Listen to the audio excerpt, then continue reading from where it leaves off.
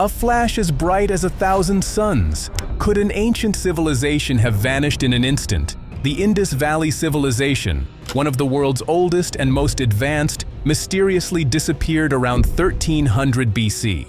Was it a natural disaster or something far more extraordinary? Let's uncover the shocking truth behind this ancient mystery. The discovery of Harappa, unearthing the Indus civilization. About 200 years ago, a curious explorer named Charles Mason stumbled into Punjab, which is now part of Pakistan. Guess what he found? The remains of an ancient city. Turns out it was Harappa, one of the fancy capital cities of the Indus civilization. This place goes way back to the Bronze Age, founded around 2600 BC. But wait, it gets even cooler. People had already set up camp there as early as the 7th millennium BC. Imagine that. Now, if we talk territory, the Indus civilization stretched over the entire Indus River Valley, covering about 1 million square kilometers. That's roughly the size of modern Bolivia. And here's a fun fact. At its peak, this civilization had around 5 million people living it up, which is more than the combined populations of its neighbors, Mesopotamia, ancient Egypt, and ancient China. Talk about a party! But before we continue, here's an interesting topic. This image was found recently on the internet. The image showed that civilized pyramid-like mountain, which had been destroyed by the nuclear blast. We were not able to confirm the location or if it was real. Share your thoughts. The Harappan civilization, unraveling the mysteries of Birana and beyond. In a fascinating study published in the Dawn Journal, a group of researchers from the Archaeological Society of India and IIT Kharagpur took a deep dive into some old ceramic pieces and bones from domestic animals found in a village called Birana, which is about 140 miles northwest of New Delhi. Guess what they found? This village is at least 8,000 years old. That means the Harappan civilization, which includes Birana, actually predates the ancient Egyptian and Sumerian civilizations by a whole millennium. This discovery totally changes how we think about ancient cities in that part of the world. Plus, the study also outlines the different stages that the Harappan civilization went through on its way to becoming a superstar around 3000 BC and how it eventually declined and vanished. Professor Anindya Sarkar from IIT Kharagpur put it nicely. Our study pushes back the antiquity to as old as the 8th millennium before the present, and will have major implications for the evolution of human settlements in the Indian subcontinent. In simple terms, they just made history even older. At its peak, the mysterious Harappan civilization boasted a population of over 5 million people, which is mind-blowing when you consider that the Sumerians had about 1.5 million. The first clues about this lost civilization popped up in 1921 when the city of Harappa was discovered, which is where we got the name Harappan. Since then, archaeologists have unearthed over 1,052 cities and settlements, including the famous Mohenjo-Daro, located near the Indus River. Mohenjo-Daro is like the crown jewel of ancient urban planning. Imagine a city that was ahead of its time. Even though the ruins of Mohenjo-Daro were first spotted by a group of archaeologists back in 1911, the real digging didn't start until the 1920s and 1930s, led by Sir John Marshall, who was the big boss of the Archaeological Survey of India.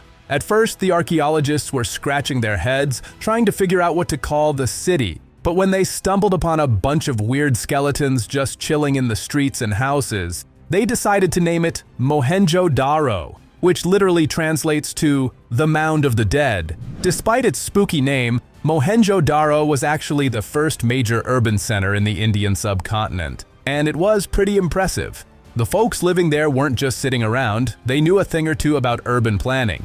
They farmed, worked with metals, and even had a way with written language. The city was laid out in neat grids, and the houses had different rooms for all sorts of activities, like kitchens for cooking, living rooms for lounging, bedrooms for snoozing, and even bathrooms. Yes, real bathrooms. And drainage systems, which is pretty much like a modern house today. Seriously, the way they managed water was one of the coolest things about the Indus Valley civilization.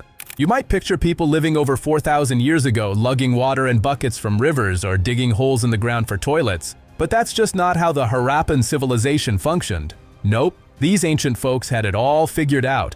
Their houses came equipped with a fancy water supply and plumbing system, keeping the bathrooms and toilets nicely separated from the rest of the living space, and it gets better. The city had over 700 water wells and a super fancy sewage system that let water flow smoothly throughout the place. But wait, there's more. In a part of the city called the Citadel, talk about a luxurious way to take a dip. The plumbing paradise of the Harappan civilization. Picture this. While we think of people from over 4,000 years ago as primitive bucket carriers and hole diggers, the Harappan civilization was basically running a plumbing paradise. Their toilets were in their own little rooms. No awkward bathroom situations here. Now get this, the Citadel, with a massive 900 square foot structure known as the Great Bath. They didn't just splash around. They filled it by pumping water from the Indus River like they were preparing for the ultimate pool party. And here's the kicker. The Romans didn't even build their famous baths until around 70 BC. So, the Indus Valley folks were chilling with their baths over 2,500 years earlier. It's wild to think that Mohenjo-Daro, home to about 20,000 to 40,000 people, was rocking this level of sophistication, and it wasn't even the biggest city in the Harappan civilization. That title goes to Rakhigarhi, discovered in 1969, where only about 5% of the site has been dug up. Who knows what kind of high-tech secrets are still buried there? If Rakhigarhi was the capital, it must have been like the Silicon Valley of the Harappan civilization, way ahead of its time.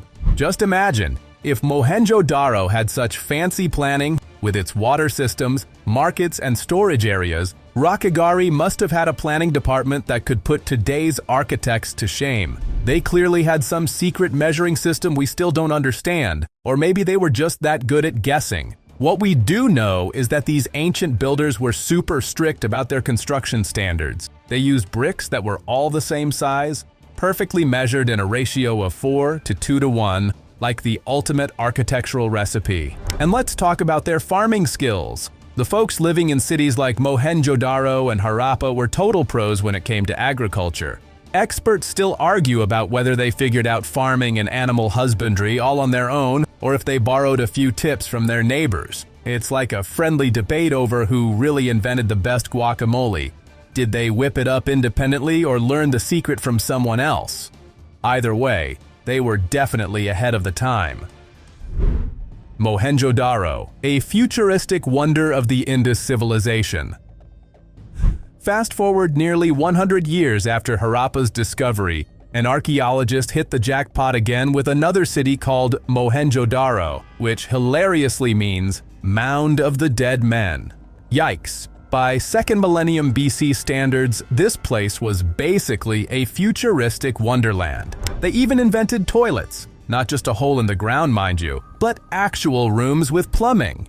Yes, you read that right, rooms with toilets. Mohenjo-Daro was like the ultimate urban planner's dream, with the city divided into two parts. The lower half was all residential, with streets laid out in a neat grid pattern, going north to south and east to west. And here's the best part. Along the buildings, there were little jugs for tossing out trash, kinda like modern garbage cans, but way cooler.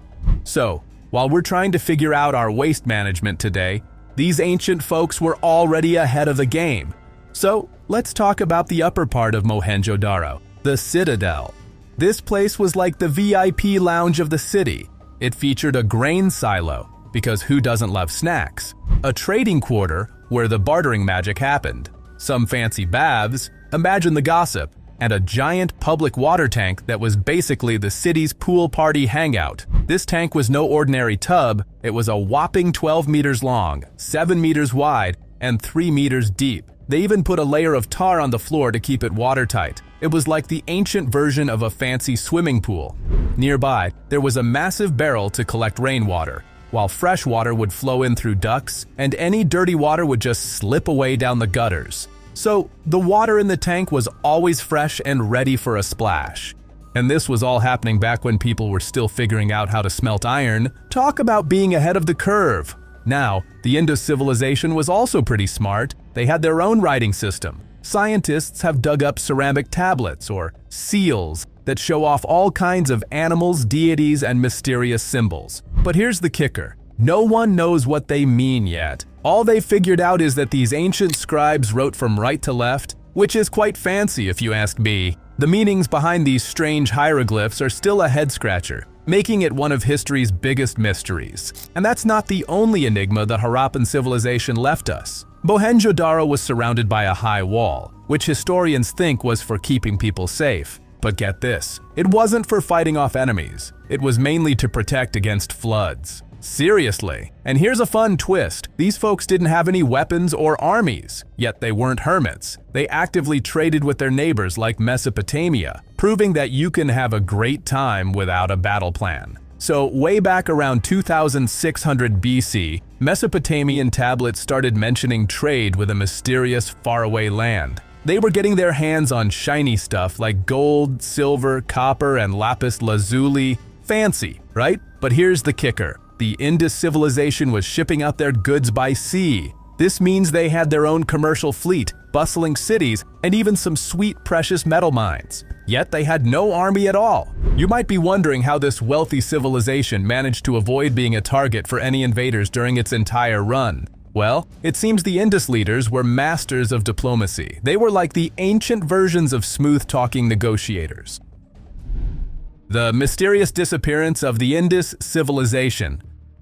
Think about it. Even today, we have plenty of examples where conflicts were settled without a single battle. For instance, in 1978, US President Jimmy Carter played peacemaker between Egypt and Israel. For 30 years, those two nations had been going at it, fighting 4 wars. But when peace talks hit a wall in the late 70s, Carter had a genius idea. He invited the Israeli Prime Minister and the Egyptian President to a 2-week hangout. After that little get-together, they didn't have any more armed conflicts. So, who knows? Maybe the Indus civilization had diplomats as smooth as Jimmy Carter, chatting and negotiating their way to safety while the rest of the world was busy with war. The Indus civilization was definitely ahead of its time, and you could say they had diplomats as smooth as Jimmy Carter. But unfortunately, all that charm couldn't save them from a massive disaster around 1300 BC. Just like that, the civilization up and vanished. All that's left are some spooky city ruins and a bunch of mysterious tablets. Seriously, where did everyone go? Scientists are scratching their heads over this one. There are a few theories floating around, but none are a slam dunk. Some researchers think the Sarasvati River, which was like their lifeline, started drying up. Imagine living next to a river that goes poof. That would cause a drought and force the Indus people to pack their bags and move to the River Ganges Plains, where they mixed in with other folks over the years. So one day they were thriving, and the next, poof. Just a classic case of where did everybody go? Theories on the demise of the Indus civilization.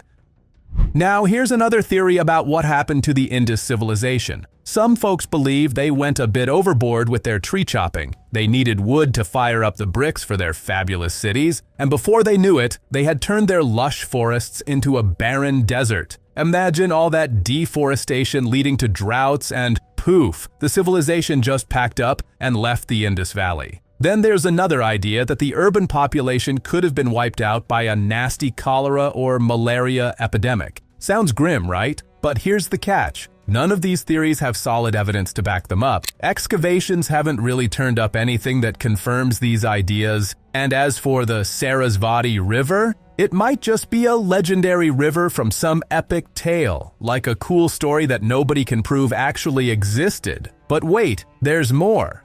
Back in 1922, while digging around in Mohenjo-daro, archaeologists stumbled upon something really bizarre. They found around 40 bodies in the lower city, and some of the skeletons were lying in these weird, unnatural positions, like they had just dropped dead in the middle of a dance-off. Talk about a creepy discovery. And that's just the start of the mysteries surrounding this ancient civilization. Back in 1977, a researcher named David Davenport took a trip to the excavation site of Mohenjo-daro and made a wild discovery. He found a massive hollow space that was 50 meters wide. But here's the twist. Inside this hole, all the rocks looked like they had melted into a glassy goo. Seriously, it was like someone turned the heat up to a sizzling 1,500 degrees Celsius. Talk about a hot mess. Now, you might be thinking that Mohenjo-daro experienced an explosion that was almost as powerful as a nuclear blast. Well, hold on to your hats.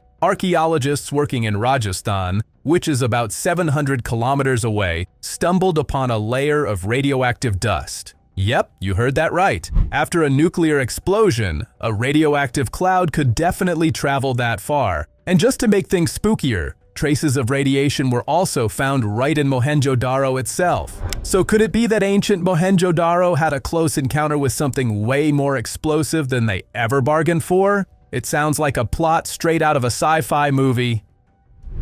The enigmatic remains of Mohenjo-Daro.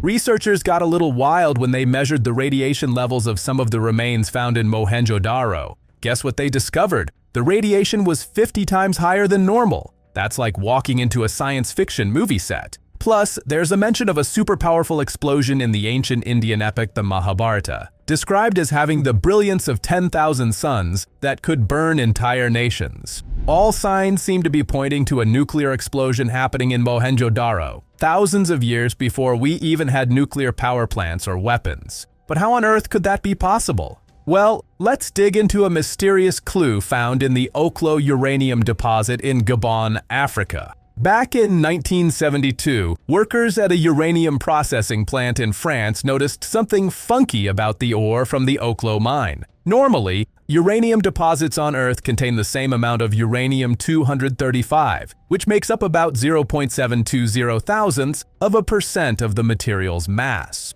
But this Oklo deposit had about 0.003% less than that. That means this uranium was somehow stripped of around 200 kilograms of uranium-235. And just to put that in perspective, that's enough to make almost 5 nuclear bombs. So the big question is, where did all that uranium go? A professor of chemistry at the University of Arkansas, named Polk, dug into some fascinating research about uranium in the Oklo mine. He discovered that 2 billion years ago, the uranium-235 levels in that deposit were as high as 3%. That's enough to turn the Oklo mine into a natural nuclear reactor. Talk about a geological party. So, here's the wild theory. The natural reactor operated in cycles. When groundwater hit the deposit, it would switch on for about half an hour. But once the water evaporated and the reactor heated up, it would shut down for around 2.5 hours before starting the whole process over again.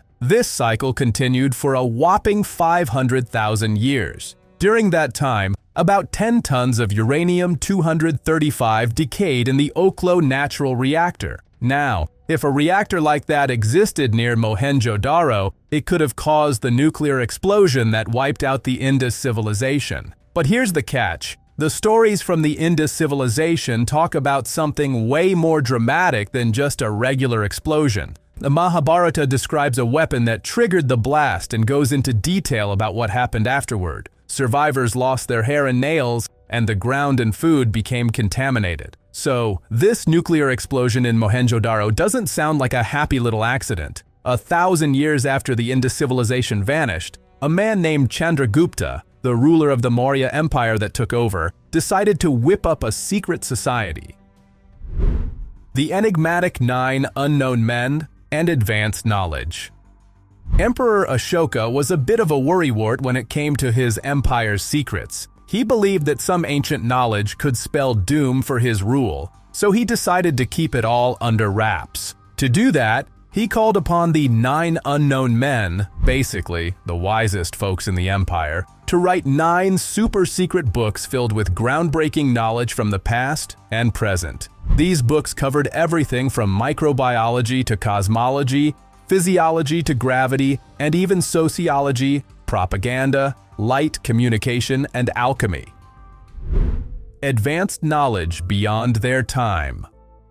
Now, saying that the stuff in these books was ahead of its time would be a total understatement. Some of the ideas described are even more advanced than what modern scientists know today. For example, the physiology book allegedly talks about a touch of death technique that teaches you how to take someone out with just one little poke. Legend has it that this information inspired the martial art of judo. The communication book is even wilder. It suggests that the 9 unknown men had a hunch that aliens were real. And the flight book? It describes using light as a weapon. Today, folks in China are supposedly using anti-gravity tech from the Gravity book for research. How cool is that?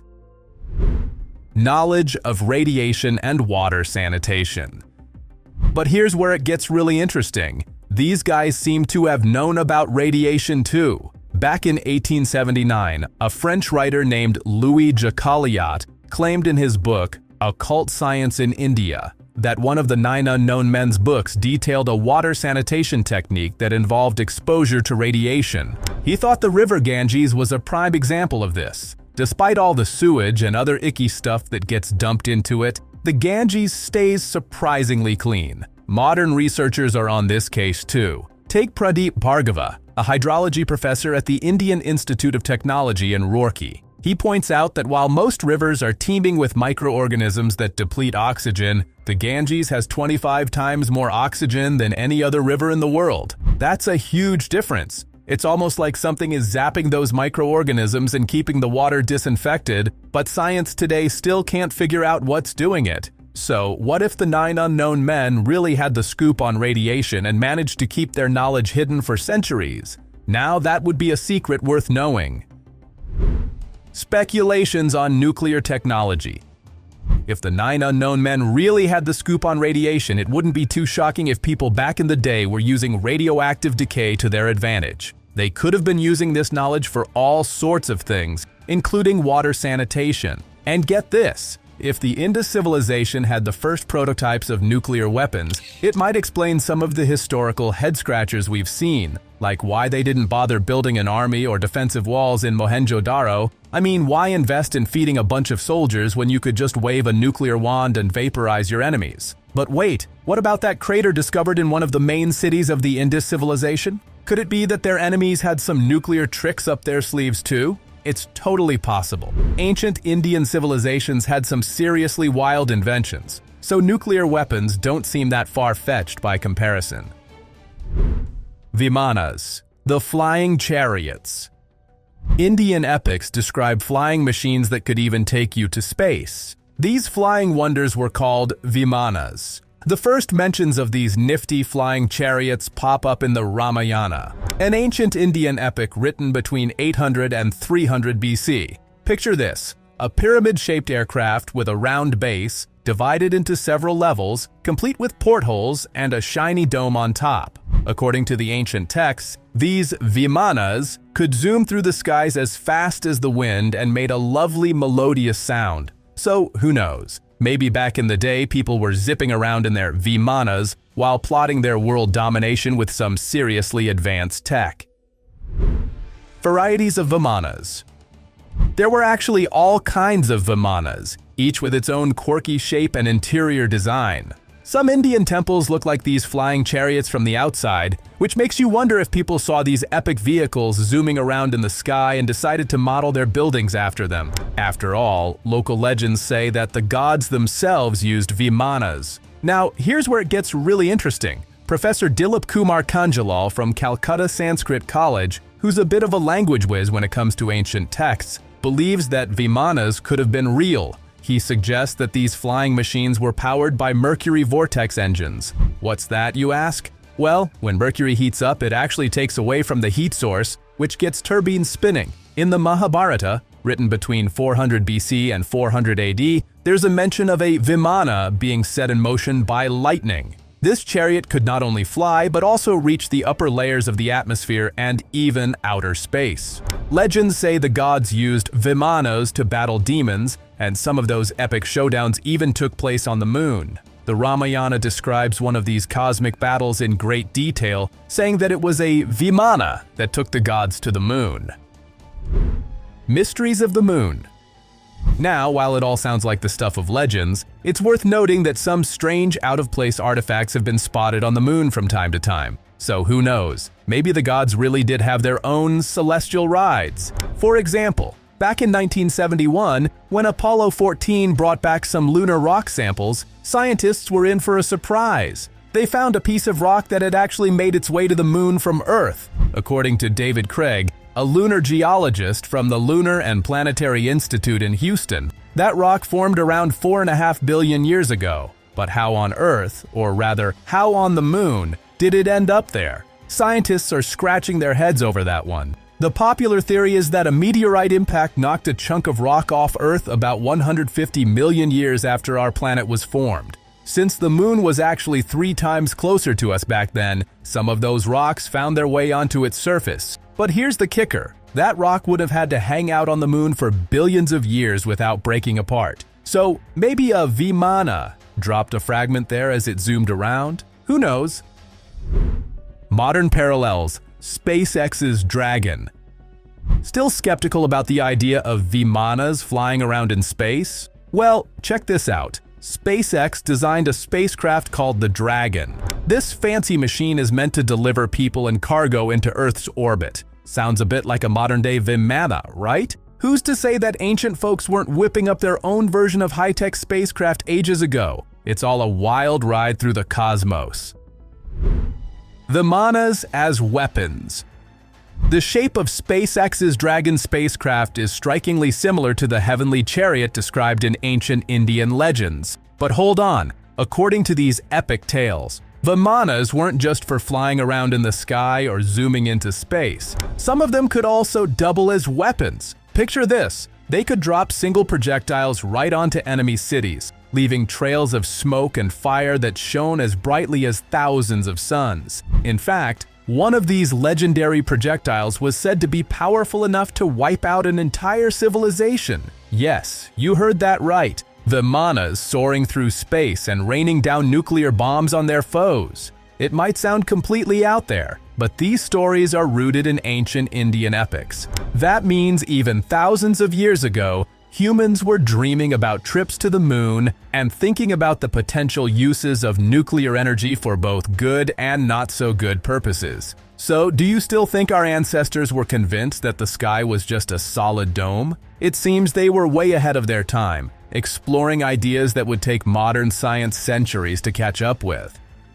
The Indus civilization leaves us questioning the true capabilities of ancient cultures. Nuclear energy, flying machines, and advanced knowledge suggest a world far beyond our assumptions. Thanks for watching. Don't forget to subscribe for more fascinating stories.